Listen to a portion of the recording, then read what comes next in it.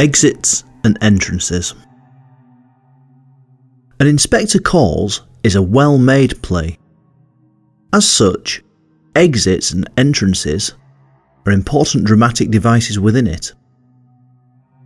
In order to heighten the suspense, tension, and dramatic action, entrances and exits are perfectly timed within the play.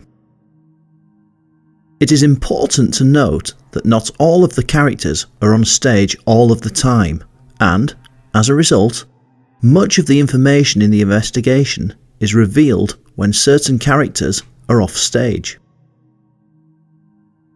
In other moments, characters and groups of characters often exit the stage, leaving two or more characters on stage for private conversations. During these conversations, aspects of character, personality, and opinions and attitudes are revealed, all of which develop the play's plot and themes. For example, as Act 1 draws to a close, the Inspector leaves the stage to allow Gerald and Sheila to respond to the revelation of Gerald's affair. He returns right at the very end to once again take command of the stage, asking, "Well?" Exits are sometimes staged in order to create suspense. For example, in the middle of Act 1, the audience are left wondering why Sheila has run off stage crying. Clearly, Sheila recognised the woman in the photograph, and this knowledge builds tension as the audience wonder what part she had to play. Undoubtedly, the most important entrance into play is that of the Inspector himself. It is through this entrance that Priestley establishes the Inspector's character as a key one, and also establishes the tone of his own political views. The opening of the play quite simply sets the scene of the occasion in the Burling household. The audience quickly learn a lot about the character of Burling in particular, due to the amount he actually says. He has several extended speeches, even though he is mildly rebuked by both Sheila and his wife for talking too much.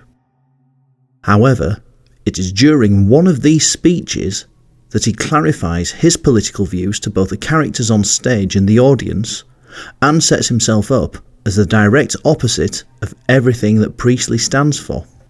It is because of this that the Inspector's entrance cuts him off and effectively silences him. We hear the sharp ring of a front doorbell, just as Burling is saying that a man needs to look after himself and his own. In doing this, Priestley also establishes the Inspector as a character who will have control and authority within the play.